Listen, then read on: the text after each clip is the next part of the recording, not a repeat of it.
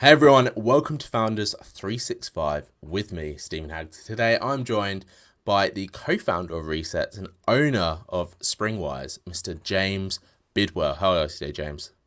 Hey, nice to see you. Thanks for inviting me. I'm good. The sun's No, out. you are incredibly well lit by a sun, and I'm just in my studio with like the curtains closed, everything like that, just to have some decent lighting. I'm a little bit envious. James, listen, thank you for being on the show. Let's start off by giving the story of Reset and Springwise and how it's all come about for you. Okay, well, it's a great question. Springwise came first, and Springwise actually has been around since 2002, publishing what started as, it was a blog at the beginning, and it publishes now the top 3 innovations from all around the world. We have people in about 190 countries looking out for the best ideas and the best creative innovations every day. And about 5 years ago, it had been going since 2002, but it was sort of struggling a little bit. And I managed to take ownership of it. I'd come to the conclusion that I wanted to stop working in big businesses and I wanted to see if I could have a go on my own. And Springwise became that vehicle. And of course, in 5 years ago, innovation was on the agenda, but disruption wasn't really on the agenda. And of course, now where we are is the most highly relevant. And Springwise is a community of people who are curious about innovation, of innovators, and we try to give oxygen to those innovators and get them some voice around the world. And we have a great audience of people who pick up on that, from investors to media to marketing people and all of that kind of stuff. So we set about with Springwise, and that taught us a lot about what was happening in the world in this kind of innovation space. And we thought that there was an opportunity to create a strategy consultancy, which was much more high level, working with kind of chairs and CEOs and boards of bigger companies to help them figure out how to be on the right side of disruption. And so we thought, what would the name be for that? And we came up with Reset, which of course Love it. 3 years ago was also quite good. And it was Sophie, my co-founder, who came up with the name. Although I sometimes say that it was me, but it was definitely her. And so we had Reset powered by Springwise. And so Reset is working now with government and with big businesses to help them figure out the future. And Springwise is the content that powers all of that, and as well as promoting sustainable and positive and socially dynamic behavior through the innovation community across the world. Absolutely love it. I mean, what's really interesting is that you said, 5 years ago when the opportunity to purchase Springwise came about and you wanted to get out of the big corporate. Usually, I think people probably start off with a slightly smaller fish. It sounds like you were just like, I'm going to jump into the big pond. I'm going to create this disruption. I'm going to create this change. I'm going to be that person, which is fantastic. But what was going through your mind, and what was going on in your world that made you look at Springwise and be like, that's the thing I want to do. That's what I want to be doing with my life. Well, that's a big question. So my life had been disrupted in a number of ways at that time by a number of things on the personal front that were meaning that my conclusion was that going back into a big corporate job and flying around and doing all that stuff wasn't really on the cards. So I was kind of thinking, okay, so I need to make this all up again, and I need to reinvent everything. And I was looking at startups, looking at investing a little bit and just seeing what was around. And Springwise I had come across before, and I'd used it when I'd done some keynote speeches and all that kind of stuff. I'd use it as a source, so I had sort of an instinctive connection to it. And when I met the guy who had it, who's a really nice guy called Renier, a Dutch guy, and he had another business that he was focusing on. So we kind of came to he wanted it to go to a good home. And it just felt like all the stars were roughly aligned. And I'm very instinctive. So, from an investment point of view, I did no due diligence. It was, potentially completely cataclysmic. But actually, I'm a big fan of going with the gut, and it became, for me, it allowed me to reinvent myself from being a corporate CEO to being someone who has that experience, which is really important, but also can adapt that to the future. So I'd say it was gut amongst, it was a gut instinct, and it was a feeling. And the guys who were then, running it on the day to day were great guys, and I thought it'd be fun. And something in me told me that it was the right thing to do. I love that. But that's so much of business decisions. That's what it boils down to. I think people often overthink a lot of things when actually it is just instinctive. It is with your gut, and a lot of let's leap and hope, which sounds kind of what this was like for the last 5 years. You've obviously gone through enormous growth, enormous change, and really positioned yourself in a really nice place in the market. Was that an easy thing for you to do, coming from the CEO background, moving into this is now mine, I'm sort of leading this forward? So it's a great question. So when I looked at my career, or if I look at my career before Springwise and Reset, I was generally at a point of inflection in an organization. So I was the Selfridges marketing director when that was being turned around and turned from what was not a very cool place at all into one of the top department stores in the world. And I was the marketing board director doing that. So I led the consumer and kind of content and events plan and all of that. And it was a big moment of change. And then when I was at Visit London, I was the CEO of Visit London, and it was at the time of just around the Olympics, building up to the Olympics. So again, that was a huge moment of change in London tourism and how London was perceived around the world. And my final one, although there were some others as well, but Anthropology, the stores, I set that up in Europe, and I was the first CEO. So I was the launch guy. So actually, when you look at what I do now, is I am helping companies when they're at the point of inflection. So our clients, whether they be at Reset, whether that's someone who wants a sustainability strategy for a huge organization, or someone who wants to set up an innovation hub or working practices or framework, those guys are usually at a point of inflection. So all of that experience is highly relevant. And I come at it just with a fresh, different point of view. And I have an amazing team. There are 20 of us now, very, very smart people who are very capable at helping build those structures for organizations and helping make that change happen. So when you look at it retrospectively, it's always great. It's of course completely logical. Yeah, 100%. And I have to say, on the way there have been all sorts of ups and downs, and it's none of this stuff's easy. But we're still small, relatively small, but we have grown, as you say, well, and we seem to be in a place that is highly important at the moment. Yeah, it always amuses me when you do look back and you think, actually, there's so much of what I'm doing now that is what I was doing, and how I could be positioned in that way, which is really nice. Let's talk about Reset then, because I think you mentioned it, or you hinted to it, that the word disruptive is kind of a new form of thinking in terms of the masses, in terms of the sort of commercial side of things. I guess my first question is why do you think that is? Why do you think people have gone down the road of saying, I want to be really disruptive, I want to disrupt markets, it used to be a couple of years ago that every sort of new startup was saying they want to be the next Uber, and things like this, which just infuriated most people rather than actually want to invest in them. But why do you think that is the mindset of a lot of entrepreneurs and founders now? So, well, I think that, the history, when I bought Springwise in 2015, it was all around innovation.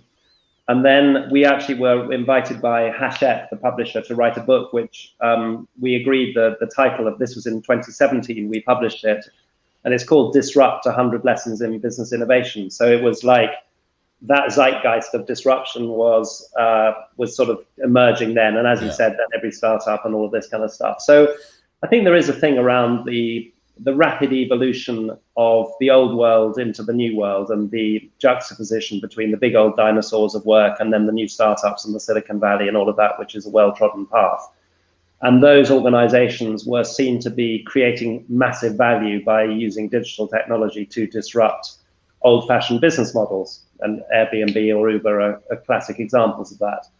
And they were creating such big value for the shareholders that it was probably the way to make money and the way to raise money and have big valuations. Whether they ever make money is another story. And then there was the need. Yeah, that's a whole other conversation. And actually, we do have another string to our bow, which is an investment kind of an investment fund where we invest in disruptive businesses as well, which is called Capital D. So we have some experience in that, and we make sure they're profitable though, rather than just hoping. Rather than trendy. Exactly, and as my friend Pierre says, hope is not a strategy.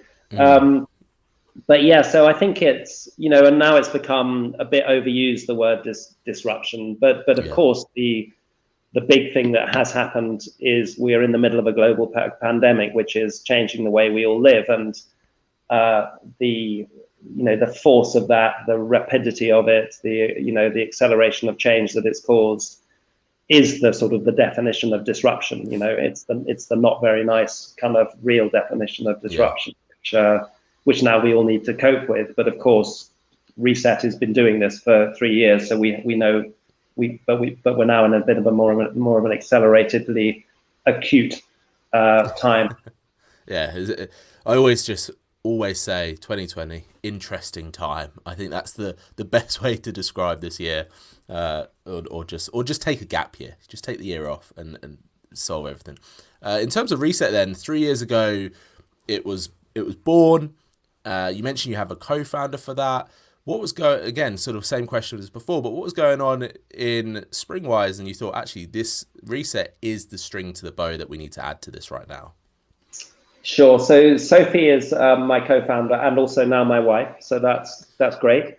And good sync. part of our story was that we got together around that a bit before, so around the time when I bought Springwise, and we were actually trying to figure out how we were going to live the life we wanted to live.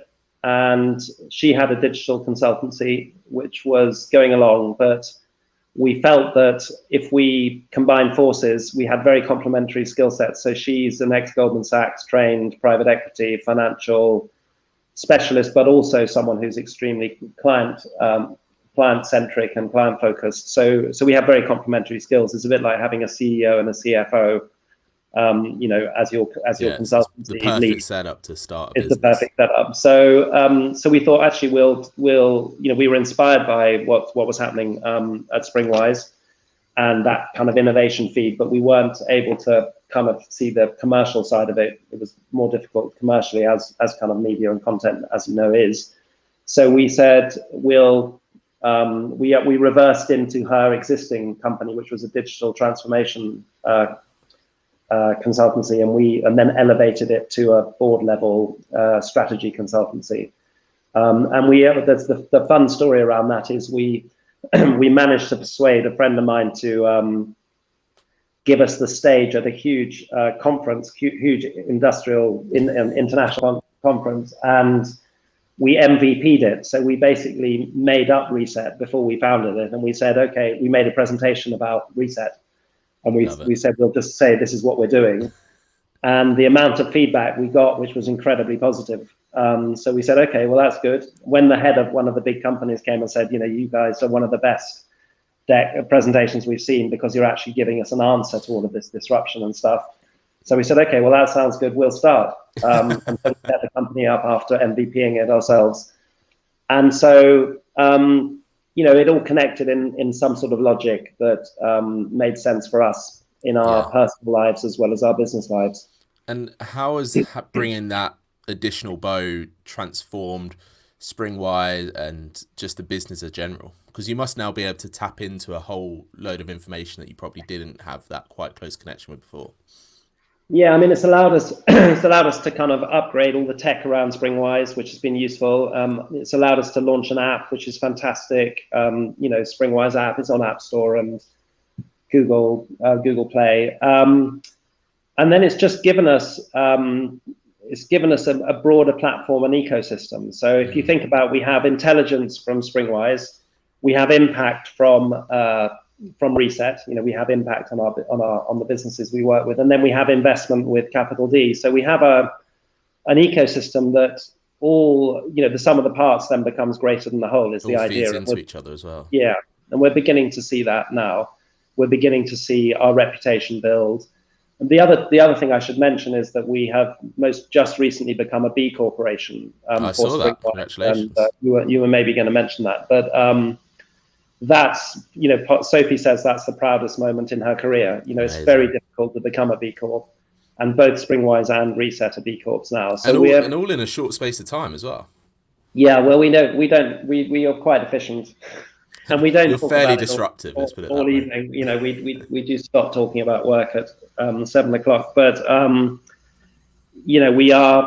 we're really loving it. We're really enjoying it. So I guess when you really enjoy something, you tend to kind of want to get on and do it. Yeah, it's so clear that you're very passionate. You're very connected with this mission and this purpose, which is so fantastic to see.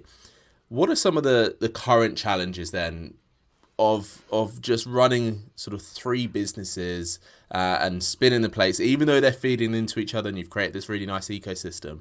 There's still 3 different focuses. How do you find that? How do you find that as a leader? How do you find that as just a person? Do you manage it well? So I find it gets better every day. So I'm not so good at the beginning bits when there's no other people around, but we now have just fantastic teams. So we have, at Reset, we have about 15 people. We have an incredibly good managing partner who's just joined, a guy called Kevin Barrett, who's really senior, really, really good at running and optimizing businesses. And then we have a team of people who've been with us, some of them from right at the beginning, who are just fantastic. So whereas at the beginning I'd worry about every client meeting because I was normally having to go to it, now I know that we've got fantastic people who are doing amazing work. And when I do talk, I talk of course to our clients a lot, and I get the most amazing feedback and testimonials. We've got an incredible editor at Justin at Springwise, who is 10 years at the New York Times, digital specialist. So Springwise is in really good hands. And Capital D is run by private equity guys who are fantastic, and I'm more of an agitator in that context to kind of bring the disruption angle. So the answer to your question is, as a leader, it becomes easier, and now I think I've got myself in the place that I want to be in, which is chair of Reset and Springwise, and then an agitator in Capital D. Our biggest challenge is finding those great people. Yeah, that was going to be one of my next questions, because building teams, building culture is probably one of the most challenging moments founders go through in terms of the business growth. How did you manage it? How did you find those right people? Well, our first employee was Tim, and he is still with us. And Sophie and I and him were sort of working all weekend to write pitches. And so we have a thing at Reset which is called excellence at pace. So we do really, really high caliber work, but we do it quite fast, and keeping to that mantra. But we think a lot about culture and a lot about how environment and place. So we're in Somerset House, our offices. So that's a really cool creative community. Could be in a worse place. Yeah, exactly. Except we can't go there at the moment, which is a bit distressing. Due to our government rather than Somerset House, who are, we need to get Somerset House back open because it's such an important creative community. And then we think about that all the time. So we have Wednesday lunches where, we buy lunch, we have conversations about all sorts of stuff. We invite guests in from students who are looking to, get some information about what job to do, or people who've got something to contribute. Yeah. Our 1% for the planet activities and our B Corp activities. So 1% for the planet is we give 1% of our revenues to environmental causes, and we're very connected to those guys. So we find that very stimulating, and we everyone knows why they're there. They're there to, have a great job and all of that kind of stuff. But we really think about the positive environmental impact, the positive social impact that we're having with our work. So it's much more than just there to make money. And that's, that focus and that the reality of that, we really do mean it.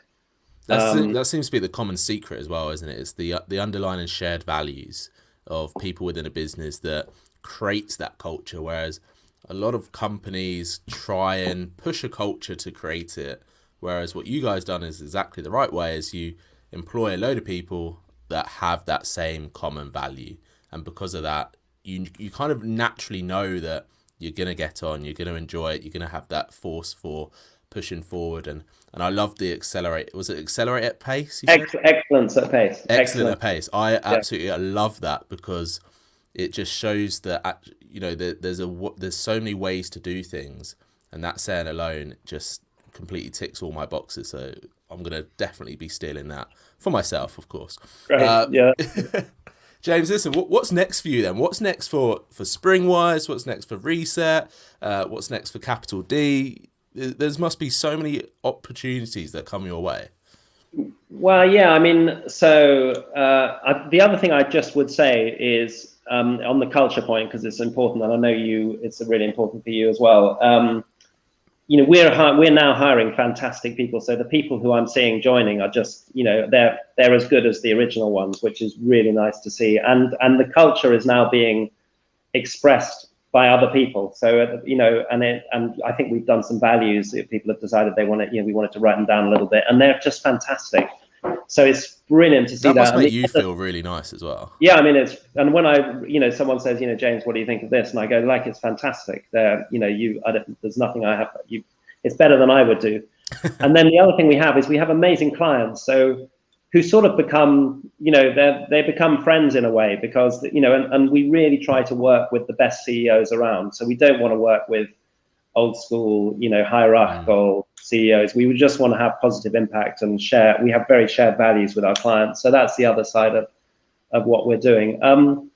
In terms of what's next, I think, getting through this, anyone who gets through this year is doing well. So we're not complacent in any way. And although you would think that, most people need to talk to Reset to find out what to do, a lot of people have got big crises in their businesses. So how do we navigate that? Yeah.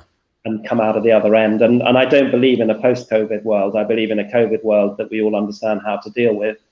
So we're focusing a lot on that and consolidating what we're doing and thinking about how we grow. I personally love to do more on the environmental side, and I care a lot about that. We're doing some work in France with the French government around the Mediterranean as a center for ecotourism and excellence in the environmental space, which is very exciting for both me and Sophie, who is French. And I'm a big Francophile. So we're excited about that. We were there last week, so I'm in quarantine at the moment. Got you. And we did an amazing event with some extraordinary people, and I felt an energy and vibe there with which actually Macron had with his he's got something called France Relance, which is the relaunch or the reset of France, and he's put 100 billion behind it. Wow. And it's all around an energy transition, an ecological transition. So being part of that, and that was really, really inspiring, more inspiring than I'm seeing anything in UK government at the moment, sadly. And I wanted to accelerate I want us to accelerate our transition to an environmentally positive and a negative, or an impact less society where all the things, as many of these things need to be sorted. So I do worry about climate change a lot. So we have 5 children between us, and we want to leave a place that is livable. And I think that is the biggest issue. So I think a lot about that. And when we're working with clients who care about that and want to use business as a force for good, of course, that is really powerful. Yeah, definitely. And I think that comes back to that mission and purpose that is so clear to you and why you do what you do. A question that's just popped in my head, and probably one of the final ones to end this, in terms of the Capital D investment side then, obviously I'm assuming here, but those companies that have that same purpose, that same mission, that same sort of environmental impact desire, those are the ones that kind of float your boat, that get you excited as well. Is it great for you to, or do you enjoy being able to be in that position to invest in these companies and still know that you're having that greater impact? Because there's only a certain thing one man can do. It kind of that one of those situations, isn't it? It's a really good point. So Sophie and I talk a lot about leverage, and how do you leverage your point of view, your impact, and you can do that by working with great clients who are, have got a lot of leverage, and you can also do that by investing in businesses that are doing the right thing. And so, being on the board I'm on the board of a beauty business that we have based in Berlin, actually, which is an influencer marketing business. But it's since we've been working with them, we really upped the environmental and social agenda within that business. So actually, it wasn't massively kind of eco-friendly when we started, but 3 years in, we've got the packaging, the product, they do amazing promotions with 1% for the planet as well. So having that influence and that impact, and recently we set up a partnership with Henkel with that business, and it's been so great to see how Henkel are really into the sustainability agenda. And one of the reasons they wanted to do that partnership was because these brands, Hello Body, Mermaid and Me, and Banana Beauty are the brands, are in that space, and they are on that kind of environmental journey as well. And we've proven that can be very lucrative. So I'm always believe that you need to be making money to be able to do good. So you need to have a healthy, growing business to be able to make those changes. And like you said, you're now in that position to leverage, being able to impact other businesses without being there on a day-to-day basis. Absolutely. And it's when you have founders, and in that case, we had superb founders who really cared about that as well. You just know that, and they're a lot younger than me. So I have a little bit of experience along with my other board members, and we have a great time, helping them bring their dreams to life. Yeah, super rewarding for you, and ticks the value box again. Comes back to that. James, listen, I've thoroughly enjoyed this conversation. So I guess my final question is how can people find out more about you, Springwise, Reset, Capital D? Where's the place they need to go? The place to, if you want to talk to me directly, send me an email at james@thisisreset.com, james@thisisreset.com. And otherwise, Springwise is well known at springwise.com or on the app. And then both Reset, so thisisreset.com is our website, and then Capital D is capitald.com. Nice, so amazing. They're all pretty straightforward. And, I'm on LinkedIn as well. The book's available on Amazon. Go buy the book, people. Go buy the book. You can download it on your Kindle. So I'm always really interested to engage with people and, chat, because I think it's collective consciousness and a collective intelligence that will help make the world a better place. Yeah, completely agree. And thank you for doing the work you do. Thank you for investing in the companies you do, because actually I think you've got it right. You've got it right, knowing that you can't do it alone. You have to bring on other people. You have to invest in these sort of companies. I feel like there's a lot of people that want all of this, but they try and go it alone and they struggle, right? But you're leveraging the right things, so well done on that. And congratulations on all the success. Congratulations on the B Corp. Amazing achievement. And I really look forward to just seeing what you do next, because I have no doubt that, of course, it's going to be innovative and disruptive. Steve, thank you very much. And it's been great. And, as you say, I've got amazing teams around me in everything I'm doing. So none of it can be done alone. So it's a great privilege to have them, and lovely to talk to you. Thank you. Thank you. And thanks everyone for listening and watching. This has been Founders 365.